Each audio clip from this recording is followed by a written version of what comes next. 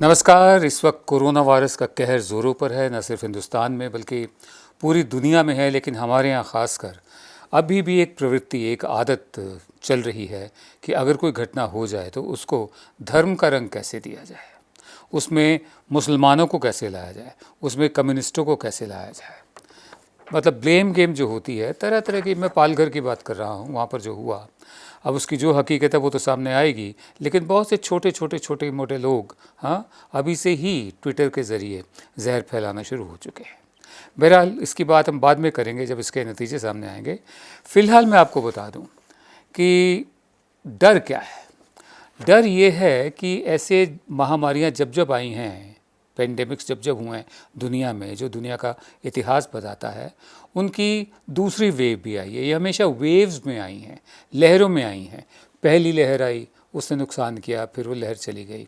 फिर उसके कुछ अर्सा बाद दूसरी लहर आई, उसने नुकसान किया, फिर तीसरी लहर आई।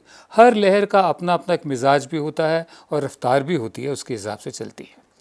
मैं आपको बता दूं कि इस वक्त जब ये कार्यक्रम रिकॉर्ड हो रहा है तो टोटल केसेस 18,601 हैं और जो कुल मौतें हुई हैं वो 603 हो चुकी हैं। जो लोग इससे निजात पा चुके हैं, जो ठीक हो चुके हैं कोरोना वायरस से, वो 3,252 है उनकी संख्या। और 4,49,810 सैंपल अभी तक 135 करोड़ के मुल्क में टेस्ट किए गए हैं।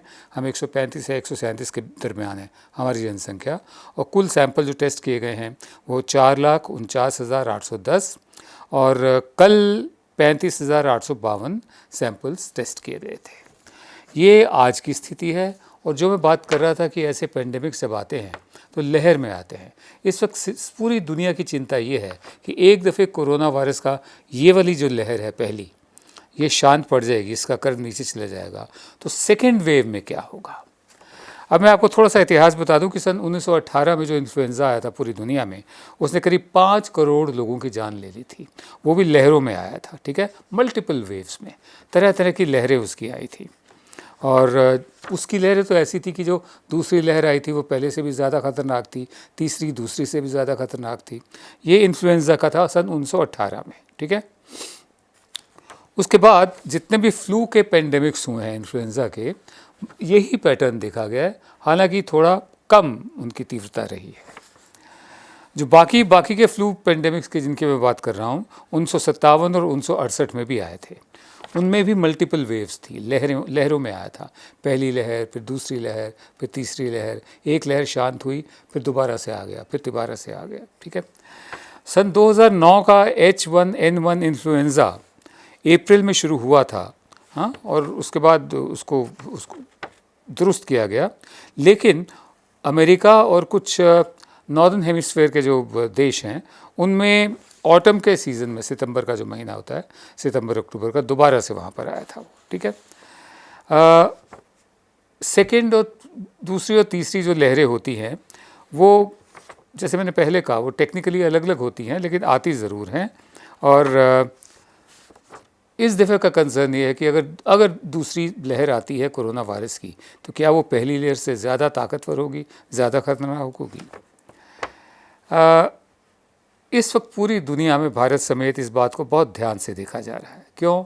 क्योंकि इसकी तो कोई वैक्सीन भी नहीं अभी तक मिली है, कोई दवा भी अभी तक नहीं मिली है, और कोई ऐसी मतलब इम्यूनिटी भी नहीं देखी गई है कि मतलब समाज में लोग इम्यून हो गए हों, प्रतिरोधक जो क्षमता होती है, लड़ने की जो ताकत होती है किसी पेंडेमिक से, वो बढ़ गई हो, ठीक है। एक जो ध्यान रखने की बात है, जिसकी चिंता का विषय भी है, सिंगापुर का है। वो सिंगापुर में कोरोना वायरस आया, फिर उस पर काबू पाया गया, अब फिर वहाँ पर आ रहा है। तो लोग इस पर भी नज़र रख रहे हैं कि वहाँ की दूसरी वेव है ये, ठीक है। अचानक से फिर स्पाइक, मतलब रेट बढ़ना शुरू हो गया कोरोना वायरस के मरीज़ों का। तो इसमें बहुत ज़्यादा सावधानी बरतने की ज़रूरत है। हमारे केस में क्या हो रहा है कोरोना वायरस के केस में, कि एक तरफ तो समाज नहीं चाहता, और ख़ासकर जो पॉलिटिकल कंसेंसस भी है, हमारे यहाँ के मुख्यमंत्री, पॉलिटिकल पार्टियाँ भी नहीं चाहती कि कोरोना वायरस की कोई दूसरी वेव आए, और लॉकडाउन के जो भी मेजर्स लिए जा रहे हैं, चाहे जितनी देर से लिए गए हों, जो भी कदम उठाए जा रहे हैं, उन पर सख्ती से उन पर नियम उनका पालन किया जाए, सख्ती से पालन किया जाए। लेकिन दूसरी तरफ जो जनता है वो बहुत दुखी हो रही है, क्योंकि रोज़ी रोटी के सवाल जुड़ रहे हैं। तो इकॉनमी को भी कैसे ठीक किया जाए, हमारे यहाँ तो दूर ही चोट पड़ रही है ना। एक तो नोटबंदी की वजह से हमारी अर्थव्यवस्था की कमर पहले ही बैठ चुकी थी, ऊपर से कोरोना वायरस आ गया। कोरोना वायरस के दो फ्रंट पर ये है, एक तो सेहत के फ्रंट पर कि कम से कम लोगों को हो, और दूसरा अर्थव्यवस्था के फ्रंट पर कि ये जो एकदम झटके से 4 घंटे के नोटिस पर हथौड़ा मार दिया गया और अर्थव्यवस्था के सारे चक्के, सारे पहिए एकदम से रोक दिए गए, ब्रेक लग गई, उसको भी चलाना है। लोग भी दुखी हो रहे हैं, पब्लिक फ्रस्ट्रेशन है, ठीक है। और सिर्फ हमारे यहाँ नहीं हो रहे, और जगह भी हो रहे हैं। अमेरिका में देखिए, जगह जगह प्रदर्शन हो रहे हैं कि हमें लॉकडाउन नहीं चाहिए, हमें बाहर निकलना है और हमें काम करना है, हमें रोज़ी रोटी चाहिए। यहाँ पर भी ये हो रहा है, रोज़ी रोटी चाहिए, भीख नहीं चाहिए। तो ये देखना बहुत ज़रूरी होगा और ध्यान रखना बहुत ज़रूरी होगा कि जब हमारे यहाँ, और पूरी दुनिया तो हम देख ही रहे हैं, हमारे यहाँ जब कोरोना वायरस की पहली लहर जब ठंडी पड़ जाएगी, जैसे केरल में नीचे जाती दिखाई दे रही है और राज्यों में भी जाएगी, जब एक दफ़े चली जाएगी तो क्या दोबारा तो नहीं आएगी। इंडियन एक्सप्रेस के मुताबिक एक अनुमान हमारे यहाँ के लोगों का ये है कि मई के आखिरी हफ्तों में या जुलाई के शुरुआती हफ्तों में ये वेव, ये लहर दोबारा वापस आ सकती है। ये इंडियन एक्सप्रेस का कहना है। और ये भी देखना बाकी होगा कि एक दफ़े अगर लॉकडाउन में कुछ रियायत दी जाती हैं तो लॉकडाउन का कितना असर होता है, फिर हर्ड इम्यूनिटी का कितना असर होता है। हमने पहले भी तजवीज़ किया था, बहुत सारे लोग बाहर हैं, सड़कों पर हैं, पुलों के नीचे सो रहे हैं, फ्लाईओवर्स के नीचे सो रहे हैं। माइग्रेंट लेबर को अपने घरों में जाने की इजाज़त नहीं है। जहाँ जहाँ पर वो हैं उन्हीं राज्यों में ही उनकी ज़रूरत कहा जा रहा है, उनसे कहा जा रहा है कि आप रजिस्टर करवाइए काम करने के लिए। बेशक वो काम करना चाहें या ना करना चाहें। तो वो प्रवासी मज़दूर हैं या बंधुआ मज़दूर हैं, ये अलग सवाल है। लेकिन ये जो एक पूरा इकट्ठा है मज़दूरों का, अपने आप में ये भी एक केस स्टडी हो सकता है देखने के लिए कि क्या हर्ड इम्यूनिटी इनमें है या नहीं है। इनमें से कितने केसेस ऐसे हैं जो कोरोना से संक्रमित हैं। बहरहाल इस वक्त दुनिया की निगाहें पहली लहर से, और हमारी भी निगाहें देश की, पहली से दूसरी की तरफ हैं कि क्या दूसरी लहर आने की संभावना है। हमें सारे नियमों का पालन करना चाहिए, पूरा ध्यान रखना चाहिए, ख़ासकर सोशल डिस्टेंसिंग का। हम उम्मीद करते हैं कि इस तरह की नौटंकियाँ अब दोबारा नहीं होंगी। ये थाली घड़ियाल बजवाने की या दिए और मोमबत्ती और टॉर्च जलवाने की, इस तरह की नौटंकी दोबारा नहीं होगी। समस्या बहुत गंभीर है और इसको कम्युनल रंग बिल्कुल ना दिया जाए, धर्म का चोगा बिल्कुल ना पहनाया जाए, और सांप्रदायिक उन्माद इसमें भी ढूंढा जाके, पोलराइजेशन की इसमें भी संभावना ना ढूंढी जाए। एक सवाल मैं आपके सामने भी पेश कर रहा हूँ, हम खुद भी इसको झेल रहे हैं। ये सरकार से भी सवाल है कि 25 मार्च को जब लॉकडाउन अनाउंस किया गया 4 घंटे के नोटिस पे, आज 21 अप्रैल है, मतलब 1 महीना होने को आ रहा है और अभी ये 3 मई तक चलेगा। अगर एक्सटेंड ना हुआ तो 3 मई तक चलेगा। ये एक ऐसा पीरियड है पूरा 40 दिन का जिसको इस्तेमाल किया जा सकता था, या इस्तेमाल किया जा रहा है, या इस्तेमाल किया जाएगा बाकी के बचे हुए दिनों में तैयारी करने में कि लॉकडाउन के बाद का जो भारत होगा वो कैसा होगा, क्या उसकी तैयारी है। उसके कुछ मैं पैरामीटर्स आपको मैं दे रहा हूँ, कुछ मानदंड में दे रहा हूँ, सरकार को भी दे रहा हूँ, आपको भी दे रहा हूँ कि इन पर अपने शहर को आंकिए, अपने गांव को आंकिए, अपने छोटे शहर को, बड़े शहर को, आप जहां भी रहते हो अपने मोहल्ले को आंकिए। क्या इन मापदंडों पर ये बात खरी उतरती है कि हमने पिछले ये जो 40 दिन का लॉकडाउन हो रहा है, अभी 1 महीना होने जा रहा है, मतलब आप 4 दिन कम कर लीजिए, पिछले 27 दिनों का सही इस्तेमाल किया है क्या, और आने वाले 19 दिन जो और हैं उनका सही इस्तेमाल कर पाएंगे क्या। 19 तो नहीं, खैर अब तो कम ही रह गए, 3 मई तक इस्तेमाल कर पाएंगे क्या। मापदंड ये हैं, पब्लिक हाइजीन, क्या आपके गली मोहल्ले में म्यूनिसिपैलिटी वाले या म्यूनिसिपल कमेटी वाले आते हैं, झाड़ू लगाते हैं, कूड़ा उठाते हैं या नहीं। ठीक है, बीच बीच में बड़े शहरों में, बड़ी गलियों में स्प्रे कर दिया जाता है और छोटे छोटे झुग्गी झोपड़ी क्लस्टर में भी कर दिया जाता है, लेकिन जो पब्लिक हाइजीन है, क्या आपके यहाँ से कूड़ा उठ रहा है या नहीं उठ रहा, आपकी गलियों में झाड़ू लग रहे हैं या नहीं लग रहे, म्यूनिसिपैलिटी के कर्मचारी आ रहे हैं या नहीं आ रहे, पहला मापदंड। दूसरा मापदंड, हेल्थ सर्विसेज।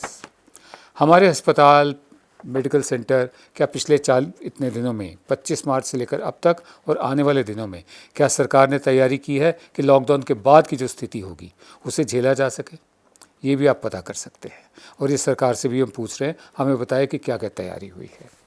तीसरा, restoration of supply chain. Mall सारे बंद हैं, जो डिलीवरी है, होम डिलीवरी, वो भी बंद है। ई कॉमर्स शुरू किया था, उस पर भी यू टर्न ले लिया सरकार ने। किराना स्टोर जितने भी हैं मोहल्लों के या मार्केट्स के, उनकी सप्लाई चेन क्या है? क्या उनके पास माल आ भी रहा है, नहीं आ रहा?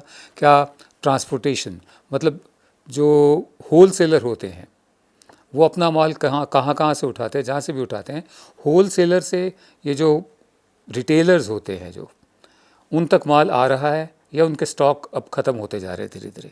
सप्लाई चेन ठीक काम करना शुरू हुई है या नहीं? सरकार इसका जवाब दे, आप भी ज़रा चेक करिए। उसके बाद सोशल और फिज़िकल डिस्टेंसिंग कितनी हो रही है आपके यहाँ? शाम के वक्त हमने देखा बहुत सारे मोहल्लों में लोग इकट्ठे हो ही जाते हैं, 1.5 घंटा 2 घंटा उनको ज़रूरत है ज़रूरी सामान की, कुछ वैसे भी निकल आते हैं, घरों में पड़े पड़े दुखी हो रहे हैं। ऐसा ना करें। ज़रूरी सामान की जहाँ तक बात है, सरकार के जितने दावे हैं कि घरों में सप्लाई की जाएगी, वो कितने सच्चे हैं या कितने खोखले हैं, इस पर ध्यान रखिए एक तो। तब पता चलेगा आपको कि पिछले जो दिन बीत गए हैं लॉकडाउन के और बाकी जो हैं, सरकार कितनी तैयार हो रही है लॉकडाउन के बाद की स्थिति के लिए। इमरजेंसी सिचुएशन, रात को कोई इमरजेंसी हो जाए मेडिकल, उसके लिए क्या इंतज़ाम है? एम्बुलेंसेस कहाँ से आएंगी? क्या सरकार ने अपने ये इसको बढ़ाया है इन सेवाओं को अस्पतालों में ले जाने के लिए? इसका पता कीजिए।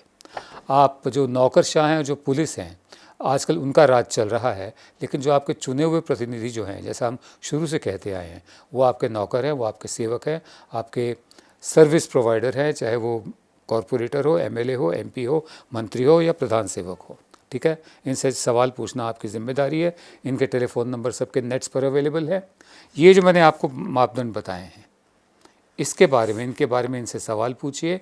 जो जो चीज़ें नहीं हो रही हैं, जो हो रही हैं बड़ी अच्छी बात है, और उसके लिए मतलब कोई धन्यवाद करने की भी ज़रूरत नहीं होती सर्विस प्रोवाइडर को, लेकिन समय ऐसा है उसमें भी अगर ये कर रहे हैं तो धन्यवाद के पात्र हैं, हमारे शुक्राने के हकदार हैं ये। ठीक है, लेकिन इसको इवेंट मत बनने दीजिए कि कोई मेयर आया या कोई काउंसलर आया और स्प्रे करवा के और अपना इवेंट बना गया ना। ये सब चीज़ें रूटीन में होनी चाहिए।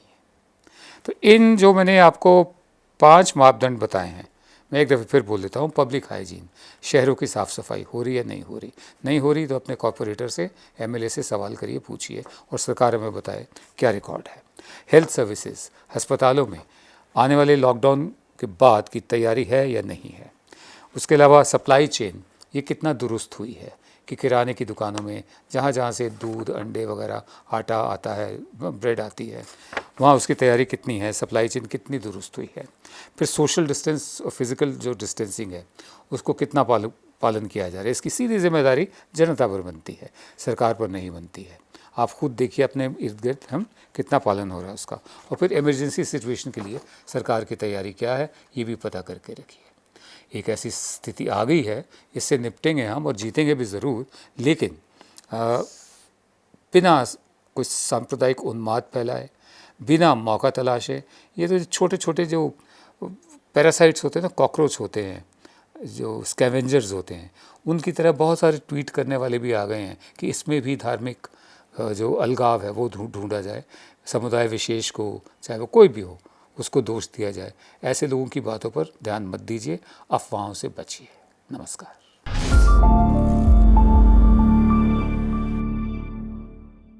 अब खबरें पाइए सबसे पहले हमारे मोबाइल न्यूज एप्लीकेशन पर। एंड्रॉइड या iOS प्लेटफॉर्म पर जाइए, HW न्यूज नेटवर्क को सर्च कीजिए, डाउनलोड कीजिए और अपनी सुविधानुसार भाषा का चयन कीजिए। खबरों की भीड़ में अपने काम की खबर पाते रहिए।